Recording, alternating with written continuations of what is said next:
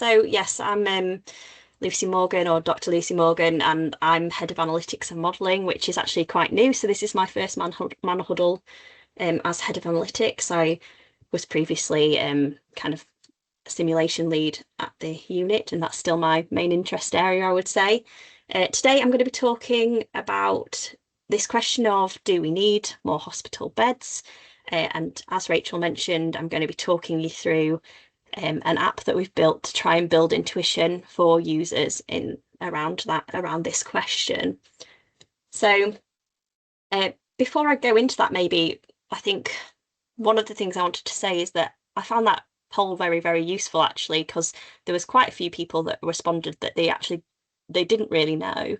And I think actually, without seeing historical data on what has actually been happening, I don't think it's obvious what has been happening with hospital beds and historical trends around them and things like that. And intuitively, I'm here to try and unpick that for you today. So if my one goal is for you to take away at the end of the session, either a bit more intuition around what's happening, or the app being there for you to then go play with and build more of that intuition through time.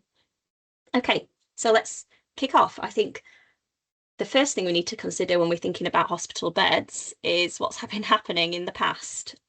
So that's where we'll start. So let's take a quick look at historical bed numbers. And what we've seen for the last 30 years is actually hospital beds have been slowly falling.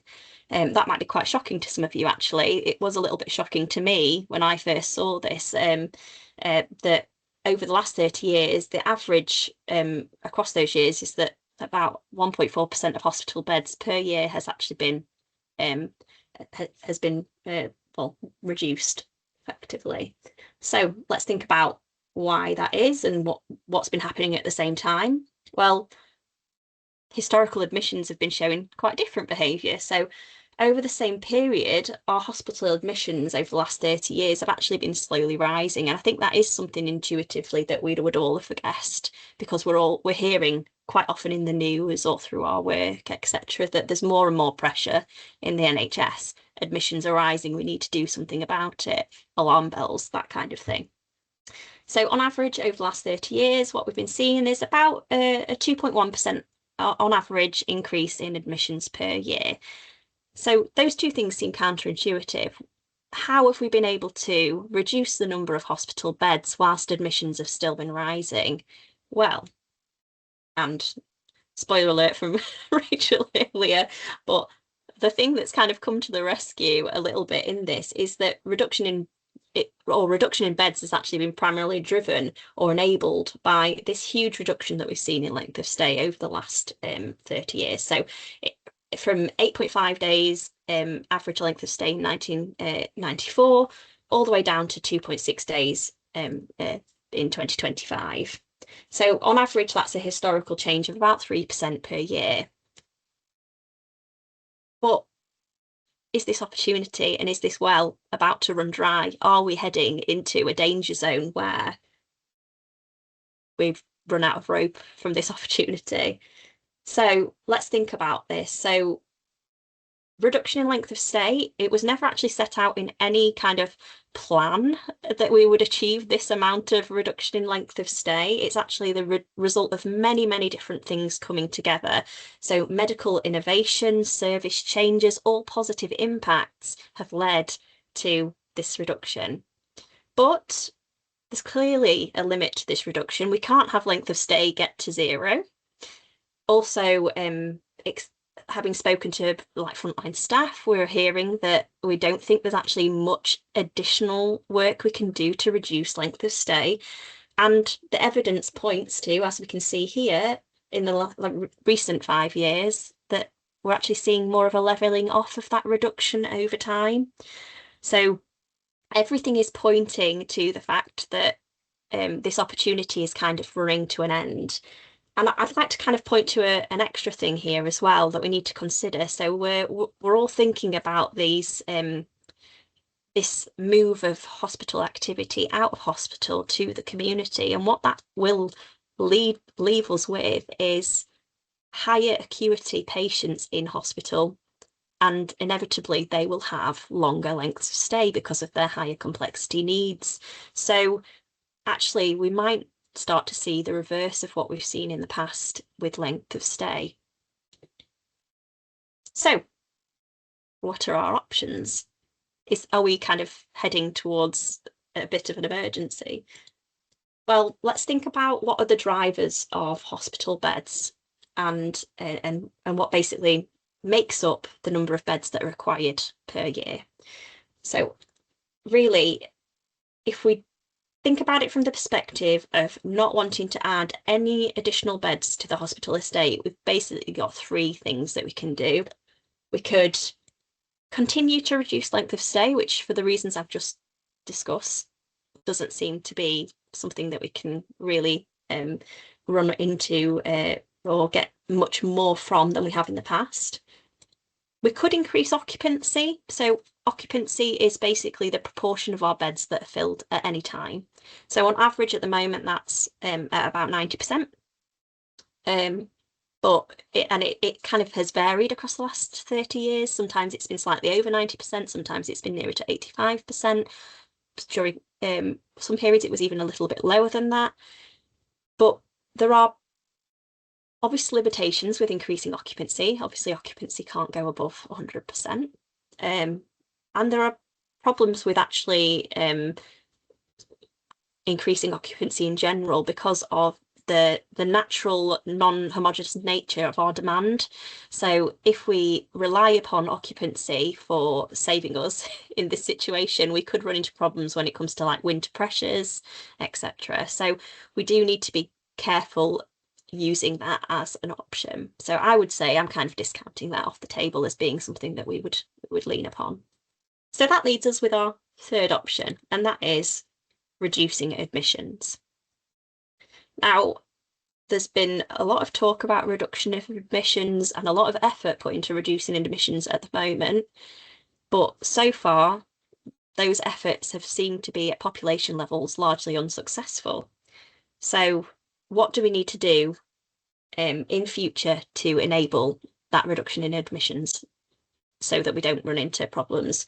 Because the only other thing we can do is increase the hospital estate and increase the number of beds that we actually have available.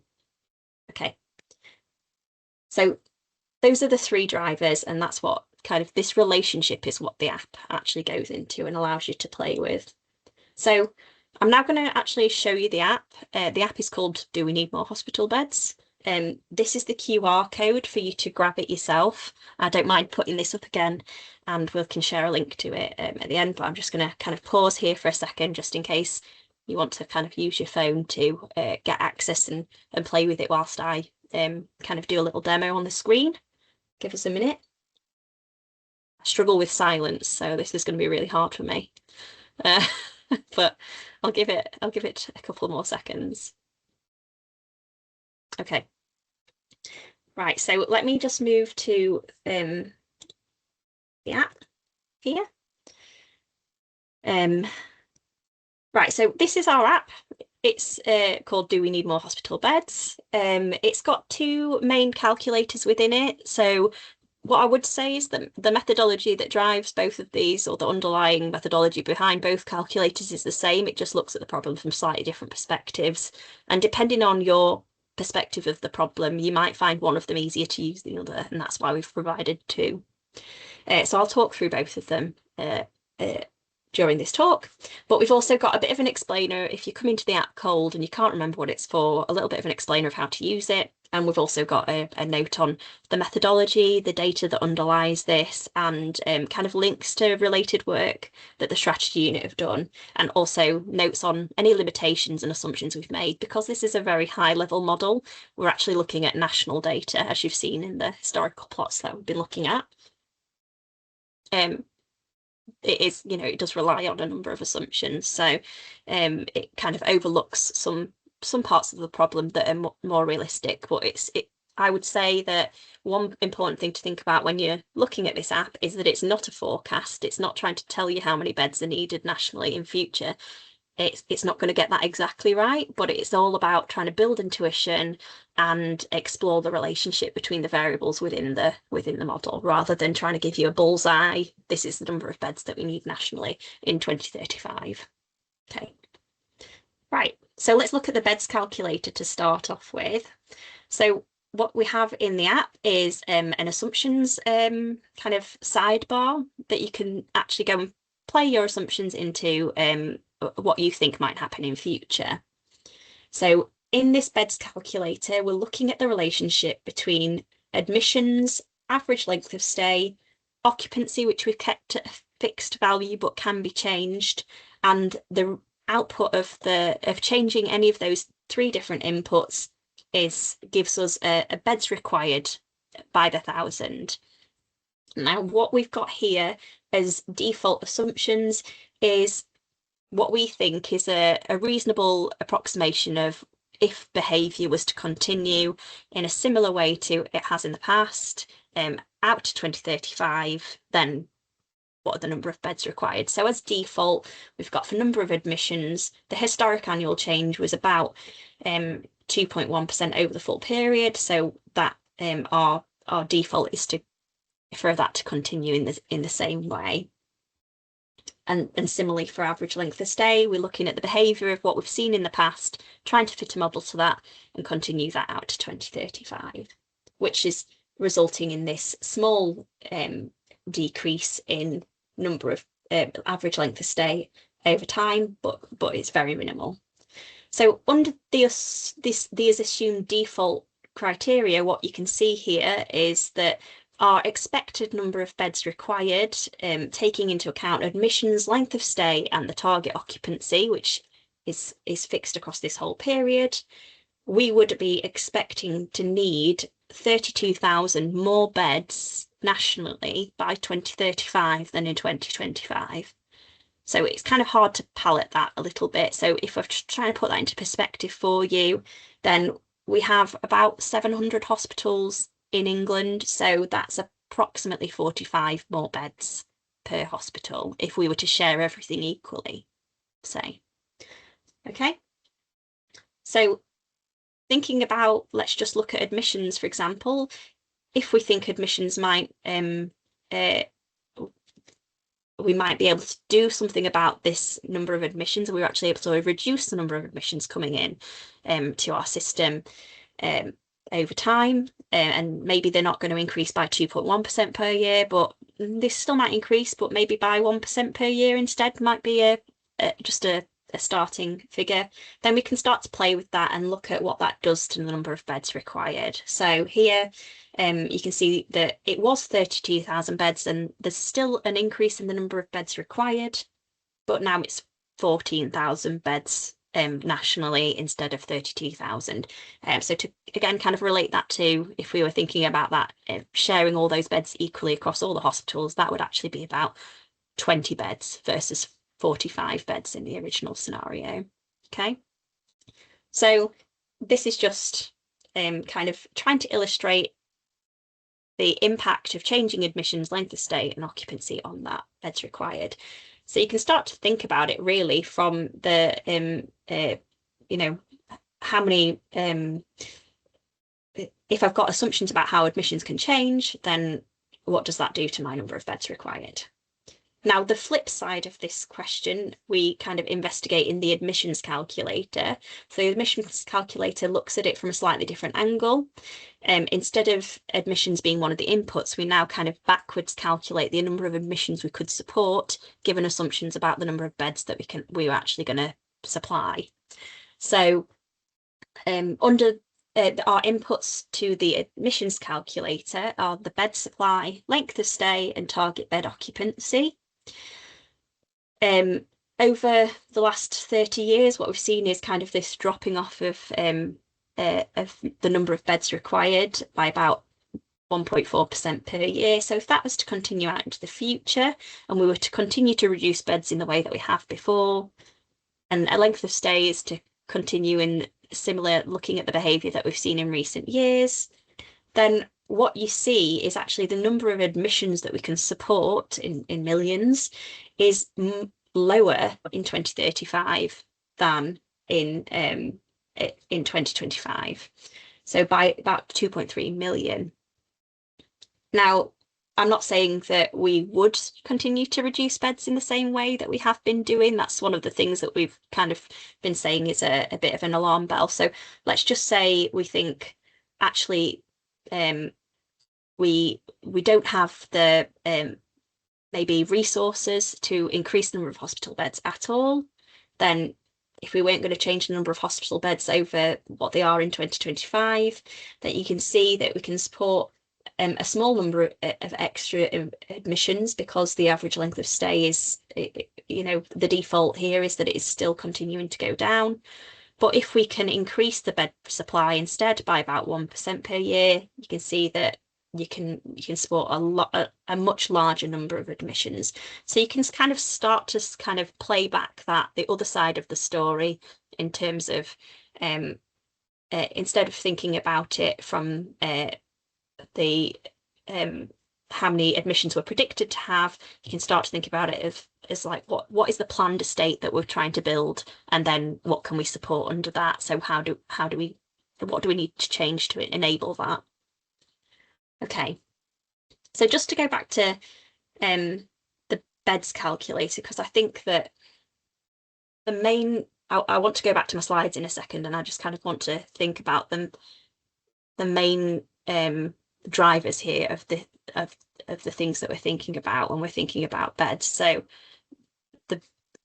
we can do a few things going forward in time from now. We've seen what's happened historically to kind of get us out of this problematic time that we might be going into in future. There's a few things that we can do. We could increase the number of beds required, or reduce the number of the length of stay, but we think that that's running out. Increase the occupancy, but we think that that's got limitations and also service implications. Or we could reduce the number of admissions. And I think that's so beds required, number of beds required, and admissions really seem to be the main two where there's opportunities really to actually act and move forward. Right, so let me just go back to my slides. Okay, so I kind of want to think about this from the framing of hospital admissions and what we can do in this area, because we've done research at the strategy unit around this. So in recent years, there have been policy intentions to reduce the number of admissions, but we haven't actually really achieved any reduction in admissions at population level. In fact, in Lord Darcy's most recent review, where they were trying to analyse evaluate the move of hospital activity from hospital to community, what they actually saw was the reverse of that behaviour. They saw that hospital activity is actually rising and more activity is shifting from the community to hospital and the other way around. So this is not an answered question. This is something that we still need to think about. A recent work that the strategy unit have done alongside colleagues at the New Hospital programme looked at reasons for this growth in hospital activity, and what was found from that was that this area called non-demographic growth was actually one of the primary drivers in many areas of hospital activity. So outpatient attendance, non-elective admissions, and ED attendance were all primarily the growth in them was caused by non-demographic growth. Now, we spoke about non-demographic growth before, but for the interest of people that might not have heard that term before, when we say non-demographic growth, we're thinking about this residual growth that's not explained by demographic factors like population size, age, sex structure, and population health status. So that includes things like new medical technologies, innovations in service design, new diagnosis and treatment, and changes in what patients expect, and changes to policy and funding. So one thing that we might think then, we tend to think, oh, admissions are hard to control because of it feels like population size, age, sex structure, and population health status are almost a little bit out of our hands. But I would argue that this actually says there is an opportunity because we have got a handle of policy and we do have a handle on medical advances, innovations, etc. So this is more to do with demographic change. Does feel like there are opportunities to actually have positive impact, and maybe there are opportunities to turn this around, and that's what we're doing more research on at the strategy unit at the moment. Okay, I think also within the kind of framing of the 10-year health plan, there's focuses within that both on innovation and new health technologies, new policies, etc., and community-based care. So there's technological advances with the shift from analog to digital, and there's also the shift from hospital to community that two of the three kind of areas within the 10-year plan. So I think everything is being said, we're all trying to do the right thing. It's just we've never really hit that sweet spot before where attempts to reduce hospital admissions have actually been successful. But as we can see from like what I was presenting at the start of the presentation, we're kind of at this critical point now where we actually really do need to see reductions in admissions. So it suggests there's a bit of a trade-off, and there's something that we still need to work out about this sweet spot between hospital admissions and patient experience and outcomes, and that shift from hospital to community. So I think this is a question that I would want to leave you coming away with and thinking about post this session is like, how can we actually deliver left shift? What is needed to be able to achieve that shift from hospital community, and thoughts around how we can also monitor that going forward. So that kind of brings me to the end of my presentation and presenting this app for you. If you want to read a longer blog post about it, then you can see our strategy unit blog, which has information about the article that we wrote about this app, but also lots of other interesting related articles around that as well. So feel free to catch up on that. Thank you very much. Thank you, Lucy. That was marvelous. You make it sound so simple. I mean, how does that happen? That's really useful. I think what we said. There's quite a few questions, and some of them you'll be able to answer, and some we'll save for another day.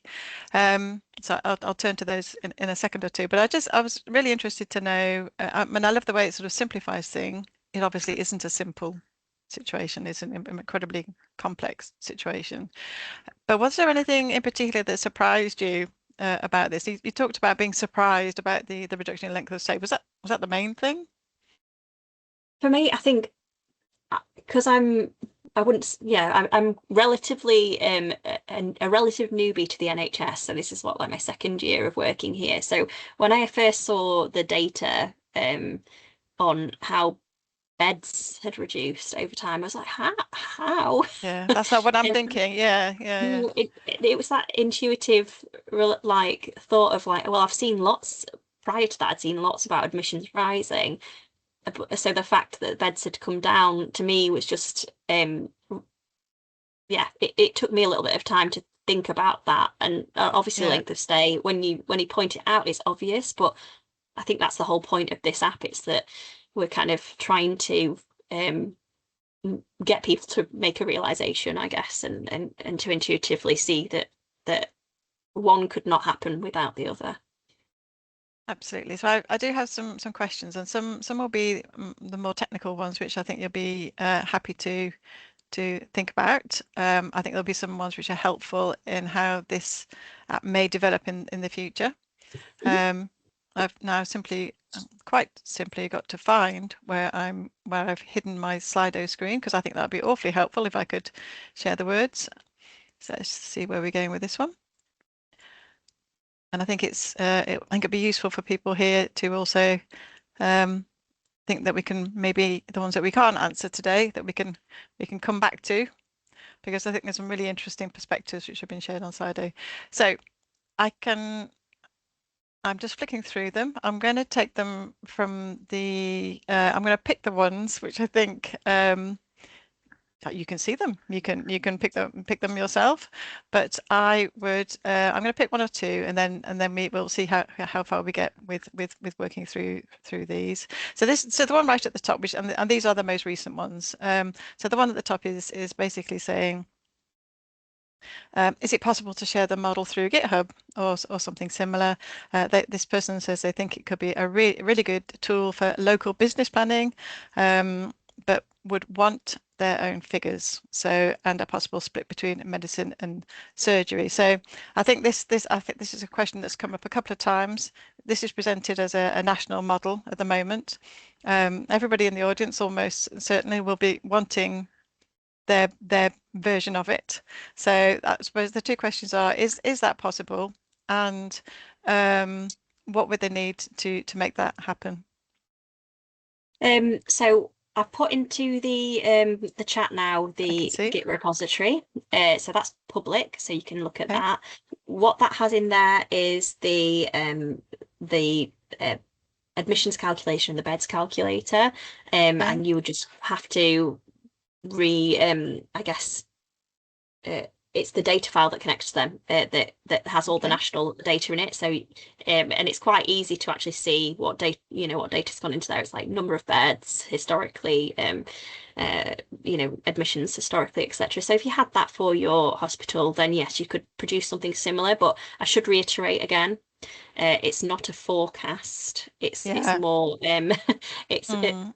it's more of an intuition building tool. So there have been a large number of assumptions made. So I would really direct you to look at the assumptions part of the model. So for example, we don't take into account the fact that the demand across the year is quite different. There's Yeah. just a number of admissions per year, but in Yeah. reality, that will be up and down, peaks Seasonal. and troughs, Yeah. etc., Mm-hmm. seasonal. So Mm-hmm. to kind of really think about how to set your number of beds, it would be a bit more of a complex thing, but this is very useful from that kind of high level view of like what the relationship is between those things. So Yeah, yeah, no, absolutely. I think it's an incredibly useful way of looking at things. Um, someone's just said that it's an amazing piece of work, and I would completely agree. So, what tools has been used? So, how did you do it? What was the sort of like, what tools did you use to create this app? oh gosh. So I would say I was the thinker and some people in my team did the doing, but it's a shiny app and it's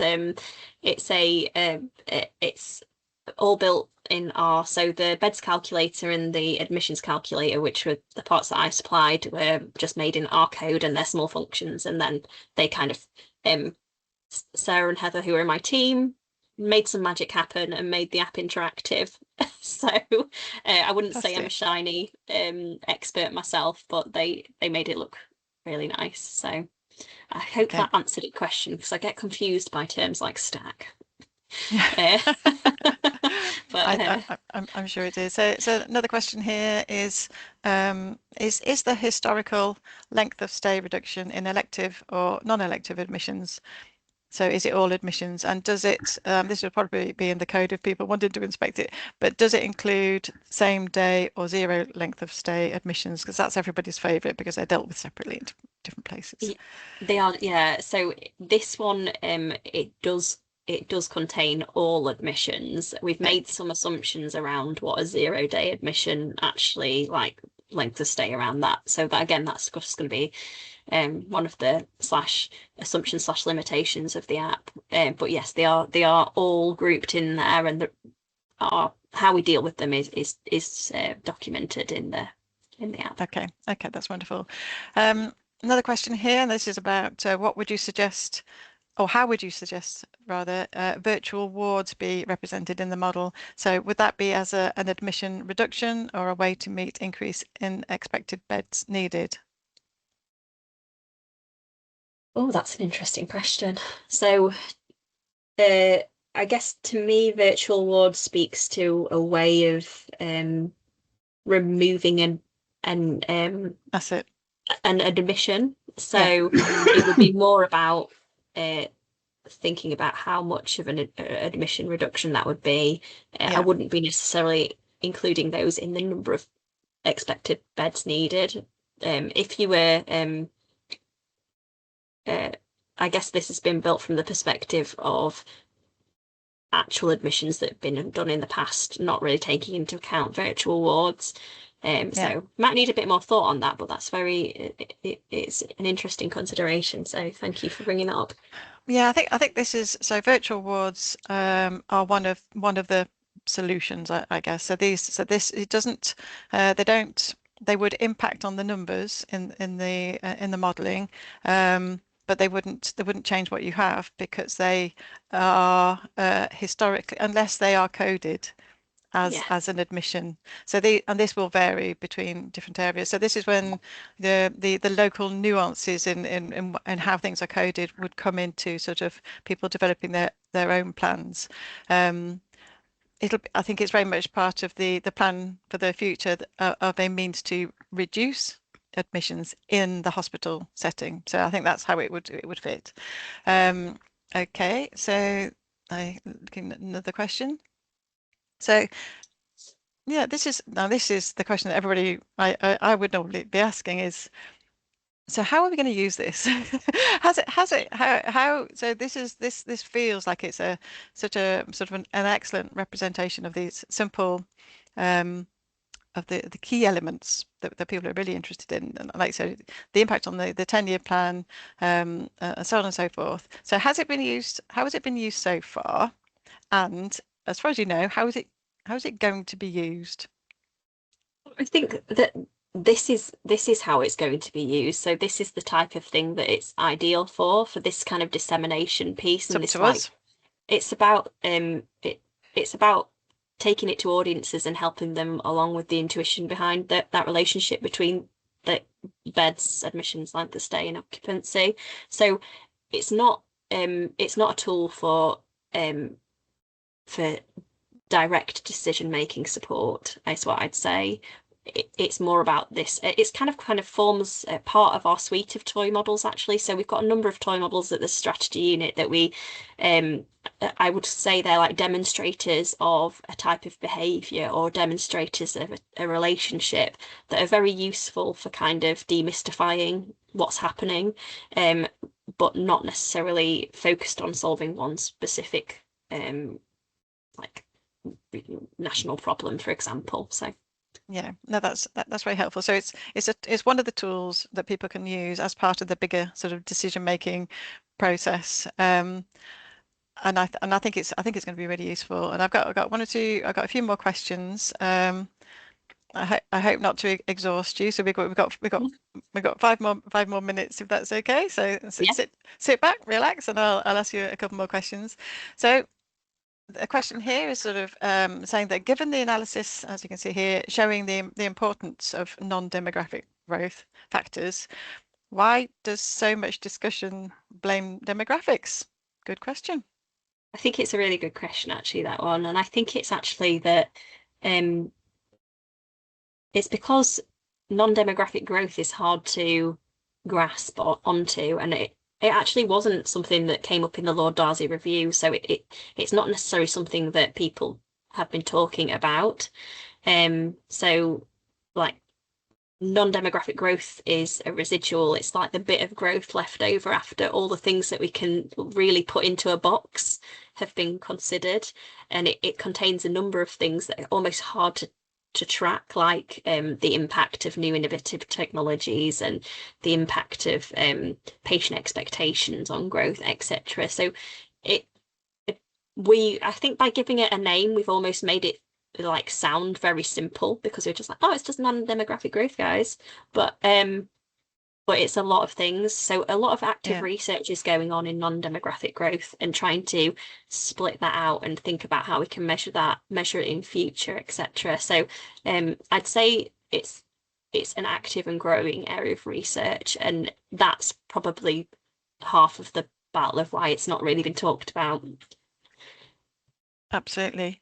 But it's an excellent question, and I'm sort of more familiar with it, I suppose, because of the work the strategy unit has done on the new hospital program demand model. So it's very much when you're feeding into that model, there is very much like a need for people to get a real grasp of the non-demographic growth as well as the demographic growth. And I remember having the conversations, people being sort of surprised about the relative impact of that as well as demographic, because people have always assumed it's the aging population and there's the changing morbidity and so on. So that's excellent question. Another one here, which is an easy one for us to either respond to in the chat or afterwards, Lucy. So some people can't see the chat. So this is about sharing links to papers. I think I was about to share a link to the blog, but then I closed it down. So I missed my slick opportunity to put it in there. Unless I did. Maybe I'm better than I thought. Yes, I did that. So yes, we'll share information after. I think is what I'm saying. So I'll share a link to the tool itself, and people they can play with the tool. And I'm imagining feedback from that would be really useful as well, Lucy, because a tool that we're usually in development, aren't we? Usually sort of always aiming to improve what we produce and it's how it's used. I'm So, certainly interested in hearing about how you use it and how it's helpful to you uh, for like playing into future maybe iterations of this, but other tools as well. So yeah, for yeah, sure. there's something about the simplicity of it, and the way you've described it, because you do that so well, to like a non-analytical audience as well. So there is something simplistic that can actually help with the engagement at a certain level, before you go into some of the more detailed work. Let's see what else we have here. So someone has said, how many of the admissions or readmissions from discharges, so they've gone out and back in again, sorry, I'll read that again. How many of the admissions are readmissions, essentially, from discharges that happen too early? So is this including maternity beds? So this could be a separate question, where there has been a big drop in the length of stay anyway, unlikely to reduce that further given lack of midwives and increasing numbers of C-sections. So I think there's two questions there. So Yeah. how many of the admissions were readmissions because they'd gone out too early? I'm not sure you can answer that. And how many how much of that reduction is down to maternity beds? Were they included? Okay. So I think on the admissions and readmissions question, that's not something that we like necessarily looked at as part of this. I think it's a really interesting question though. Yeah, Um, so, and I feel like it speaks to some other work that we have done at the strategy unit around, absolutely. is it the failure? I feel like I'm using the word term failure demand, and I think Alison is on the call anyway. But so Alison put in the chat if I've used Yeah. that in the wrong terminology, but No, you did it uh, right. that's right. So I Yeah. feel like there is research on that that doesn't necessarily play into this, but it is part of the picture. I would agree, and I would yes. So maternity is within this. This is all admissions. We did look at separating out maternity and mental health, and in a similar way to we looking at same day versus other admissions, etc. So Mhm. there were different ways that we looked at it, but by the end, I think the data quality really led us to actually include everything in Mhm. one place. And Um, yeah. But and yes, I'm sure there justification. are places where there's more opportunity for still reducing things than others, like in maternity, as you say, there's not much opportunity for inc keeping reducing that length of stay. Yeah, absolutely. So I suppose again, sort of a similar question would be, well, where have the biggest reductions been? Is it Mhm. elective surgery, for example, the changing nature of how operations are sort of conducted and the recovery periods and so on. So I mean, that's interesting, and there's a whole separate sort of piece of research, isn't it? And there's lots of evidence around those particular things as well. But it would be useful and interesting, I think, to just to have that sort of those sort of slices of the data as well, so people could really see where the biggest patterns were happening and where the biggest opportunities for change or need for change in the future are as well. Another question here around, we've got time for maybe 2 or 3 more, if that's okay, Lucy. So does the modelling and data also include, therefore, community and mental health beds? Yeah, so it includes everything. Or I don't is think it just acute? it's not community, it's just acute beds, so it wouldn't have community in there, but mental health was included. It's just acute basically, so in hospital in hospital beds. So I think that's hard to say with mental health beds because there may be provision in and out of hospital, so it would just be the Yeah. acute beds. So is it essentially HES data related analysis? Is it So the beds SUS come from KH03, and 3? yes, it Yeah. was SUS that we used to query to kind of collect data on admissions and things like that. In my first job, I had to fill in that form. Yes, I did. I That was will blame about, you then, Rachel. yes, yeah, it's all my fault. I just, yeah, the KH03, I just, yeah, love it dearly. Okay, just a couple more questions then. I think I might just pick and choose what we have left in the time that we've got, unless you spot something, Lucy, that you want to, if you want to talk to. Um, I think we've talked about this one here. We talked about the variation, which isn't reflected. yeah, I actually think so. That one's talking about week and time of day for occupancy, and I think Yeah, that's something we didn't look at here. I looked at kind of one thing that in the KH03 data that's reported is kind of like an average occupancy across like a yeah. quarter. So it doesn't really go into that level of detail, but we know that occupancy varies by week and time of day, etc. So I think if you were thinking at this from a local angle, then that would, I think occupancy, assuming it's fixed locally, probably not the best thing to do. But at this high level, that well, one, that was the only data we could get, and two, uh, it's kind of a, I guess, bigger assumption. Okay. Okay, I'm just going to go to, I know you might have read those, but that was so mean of me to just to flick to some of the couple of more recent ones, and then we'll we'll finish off with some info from me about what's happening next. So there's a question here, the methodology document, well, that is in GitHub, I think, which you've shared, It's which I will share and in the app. afterwards, Yeah, and it's in in the the app app as well. itself. There's like an Okay, explainer and then there's the methodology fantastic. tab as well. Oh, yeah. Fantastic. I love the way that we share everything, Lucy. I think it's really important that people can sort of see what we've done, really sort of inspect it closely, and no doubt if there's something that they're not sure of or they think we could improve, and they can come back to us. Yeah. Another question here: being able to translate the numbers into health and care system stroke ICB level would really help to bring this to life for conversations with local partners. So it sounds like that's possible. This person says in the data for ourselves to do. Is that right? Yes, yeah, that would be possible to do if the data exists as we found at national level in your local system at ICB level, etc. Then you would be able to create something similar, but again, just be careful around the assumptions that we've made, and how you communicate those to make sure that people know it's kind of a intuitive thing rather than a forecast, because it's definitely been built with that in mind rather than accuracy of number of beds required. But you could build into it your forecasted demand, couldn't you? So they could be Yes. used in that way. You have your own local models. I mean, obviously we have our demand model that we're using across sort of the new hospital program. So there could be some output from your local modeling that you can put in and sort of play around with the impact that might have on beds. So I think that is the way that it could be used locally in its sort of current state. Okay, so I'm going to finish. I'm going to stop sharing now.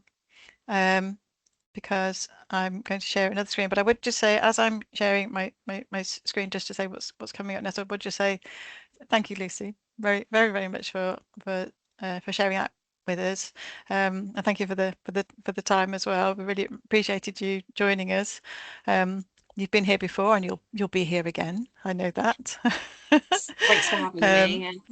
it's an It's absolute pleasure. I would just like to say, mention just before, mentioning now again, because I want everyone to come. So this is the launch of the previously mentioned Strategic Commissioning Intelligence Centre. It's a long name. We like long names, and we also like acronyms. So I think it's either a SCIC or an SCIC. You take your pick.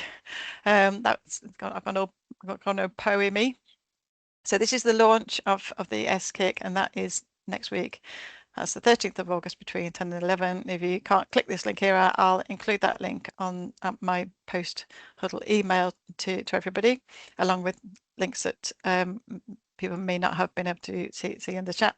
So this, as a reminder, the strategy unit is leading on the development of the SCIC, and it's part of the wider NHS England's programme to support strategic commissioning. The SCIC will work with integrated care boards to strengthen intelligence functions and support analysts and decision makers in making the best use of evidence to improve population health. So that is coming up next week. And again, I would like to remind you that the HDR, along with the strategy unit, is inviting you to take part in a series of online webinars which are taking place between the 7th and 10th of September. Now, these are in advance of the fully booked, I'm afraid, I'm not afraid, I'm delighted, fully booked waiting list conference.